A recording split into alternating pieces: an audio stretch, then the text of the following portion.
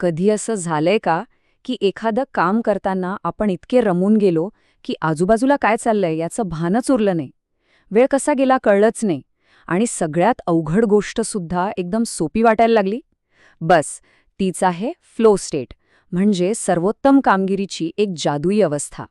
तर आज आपण हेच शिकणार आहोत, की या अवस्थेत आपल्याला हवं तेव्हा प्रवेश कसा करायचा.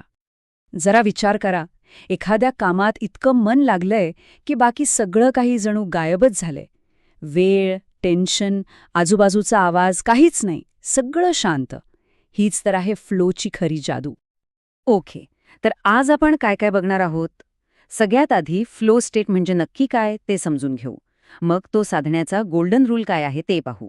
त्यानंतर फ्लोमध्ये जाण्यासाठी आपली स्वतःची टूलकिट कशी बनवायची यावर बोलू. मग आपल्या आतल्या मोटिवेशन इंजिनबद्दल जाणून घेऊ आणि शेवटी हे सगळं आपल्यासाठी इतकं महत्त्वाचं का आहे हेही पाहूया. चला तर मग सुरुवात करूया. आपला पहिला आणि सगळ्यात महत्त्वाचा प्रश्न, फ्लो स्टेट म्हणजे नक्की काय?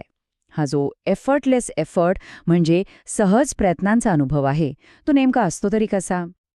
सोप्या शब्दात सांगायचं तर ही एक अशी मानसिक अवस्था आहे जिथे आपण एका कामावर इतके फोकस्ड असतो की प्रत्येक पुढचं पाऊल आपोआप उचललं जातं. जणू काही सगळं एका लयीत घडतंय आणि बाकीचं जग ते जणू अस्तित्वातच नाहीये. म्हणजे काय, तर आपलं संपूर्ण लक्ष फक्त आणि फक्त त्या कामावर केंद्रित झालेलं असतं. फ्लो अवस्थेत असताना काही भारी गोष्टी घडतात. एक म्हणजे वेळेचं गणितच बदलून जातं. कधीकधी 5 तास अगदी 5 मिनिटांसारखे वाटतात, तर कधी एखाद्या अपघाताच्या वेळी सेकंडसुद्धा तासासारखा लांब वाटतो. अंतर्ज्ञान इतकं जबरदस्त होतं की बास्केटबॉल खेळणाऱ्याला ती बास्केट एखाद्या मोठ्या हुलाहूपसारखी प्रचंड दिसू लागते. स्वतःबद्दलचा विचार पूर्णपणे नाहीसा होतो आणि प्रत्येक गोष्ट अगदी सहजतेने घडते. आणि सगळ्यात इंटरेस्टिंग गोष्ट म्हणजे कपाळावरच्या आठ्या पण नाहीशा होतात. का? कारण आपला मेंदू कमीत कमी एनर्जी वापरून काम करत असतो. ही काही आजची कन्सेप्ट नाहीये. अगदी गटे, नीट्शे, विल्यम जेम्स यांसारख्या मोठ्या विचारवंतांनी पण याबद्दल लिहिलं आहे. पण याचं खरं श्रेय जातं मिहाली चिक्सेंटमिहाली यांना. त्यांना फ्लो सायकॉलॉजीचे गॉडफादर असं म्हणतात. त्यांनी जगभरातल्या लोकांवर संशोधन करून ह्या अवस्थेला फ्लो हे नाव दिलं. का? कारण लोक म्हणायचे की हा अनुभव नदीच्या प्रवाहासारखा आहे, अगदी सहज, वाहता. तर मग प्रश्न येतो की या फ्लो स्टेटमध्ये जायचं कसं? याचं उत्तर आहे फ्लोच्या गोल्डन रूलमध्ये. हा नियम म्हणजे आव्हान आणि आपलं कौशल्य यांच्यातला एक परफेक्ट बॅलन्स साधणं. हा बॅलन्स साधणं खूपच महत्त्वाचं आहे. बघा, जर एखादं काम आपल्या कौशल्यापेक्षा खूपच अवघड असेल तर काय होतं? आपल्याला टेन्शन येतं, अँक्झायटी येते. आणि जर तेच काम खूपच सोपं असेल तर बोर होतं. मग फ्लो कुठे आहे? फ्लो आहे या दोघांच्या मध्ये. जेव्हा आवाहन आपल्या कौशल्यापेक्षा फक्त थोडंसं, अगदी किंचित जास्त असतं, तोच आहे आपला स्वीट स्पॉट, जिथे आपलं लक्ष एकदम शिखरावर पोहोचतं. यालाच म्हणतात you want stretch but not snap. म्हणजे काय, तर स्वतःला ताणायचंय, पण इतकं नाही की तुटून जाल. अगदी व्यायामासारखं. आपण मसल्सना थोडं स्ट्रेच करतो, पण दुखापत होऊ देत नाही. तसंच आपल्याला आपल्या क्षमतेच्या अगदी काठावर जाऊन काम करायचंय. हीच फ्लोमध्ये जाण्याची खरी किल्ली आहे. ओके, थेरी बरीच झाली. आता प्रॅक्टिकल गोष्टींकडे वळूया. आपली स्वतःची फ्लो ट्रिगर टूलकिट, म्हणजे अशा काही गोष्टी ज्या वापरून आपण फोकससाठी योग्य वातावरण तयार करू शकतो. अनेकांना वाटतं की फ्लो म्हणजे नशिबाने लागलेली लॉटरी, पण असं अजिबात नाहीये. संशोधकांनी आत्तापर्यंत 1-2 नाही तर तब्बल 22 वेगवेगळे फ्लो ट्रिगर्स शोधून काढलेत. याचा अर्थ काय? याचा अर्थ सरळ आहे. फ्लो ही काही जादू नाहीये, ती सायन्स आहे. योग्य परिस्थिती निर्माण करून ती मुद्दामहून साधता येते. चला, सगळ्यात आधी आपलं वातावरण तयार करूया. स्टेप 1, आपली पीक टाईम ओळखा. कोणी सकाळी जास्त फ्रेश असतं तर कोणी रात्री. आपली वेळ कोणती आहे ती ठरवा. स्टेप 2, कामासाठी एक ब्लॉक तयार करा.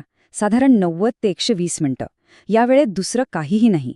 आणि सगळ्यात महत्त्वाचं स्टेप 3, डिस्टर्बन्स मॅनेज करा. फोन, ईमेल, नोटिफिकेशन्स सगळं काही आधीच बंद करून टाका.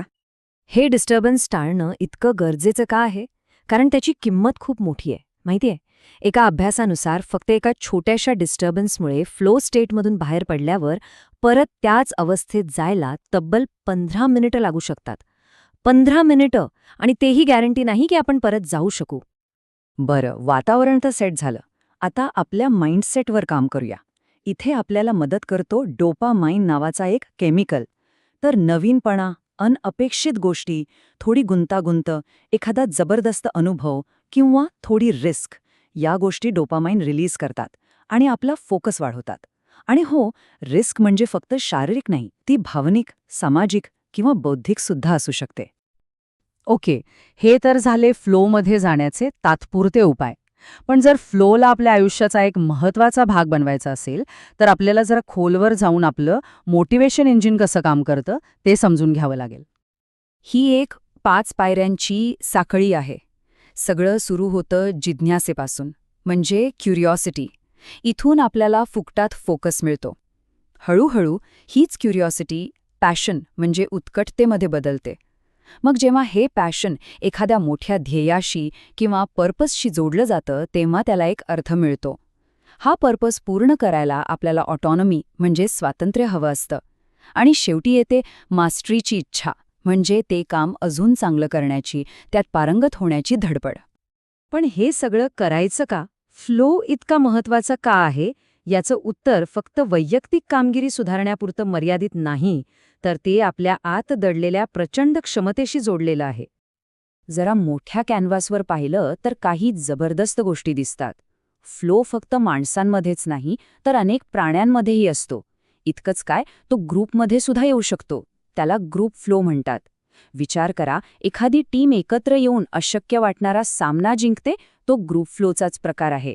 आणि सगळ्यात महत्त्वाचं, अनेक अभ्यासांमधून हे सिद्ध झाले की जे लोक नियमितपणे फ्लो अनुभवतात, ते जास्त आनंदी आणि समाधानी आयुष्य जगतात. स्टीवन कोटलर यांनी हे खूप छान शब्दात मांडलंय. ते म्हणतात, मोटिवेशन आपल्याला गेममध्ये आणतं. लर्निंगमुळे आपण खेळत राहतो. क्रिएटिव्हिटी आपल्याला दिशा दाखवते. आणि फ्लोमुळे आपण आपले रिझल्ट्स सगळ्या अपेक्षांच्या पलीकडे घेऊन जातो. तर आजच्या या माहितीच्या सारानंतर एकच प्रश्न उरतो. आपण अजून काय काय करू शकतो? आपल्या क्षमतांची खरी मर्यादा काय आहे? कारण फ्लो हे फक्त एक साधन नाही, तर आपल्या आत लपलेल्या प्रचंड शक्तीला बाहेर काढण्याची एक गुरुकिल्ली आहे.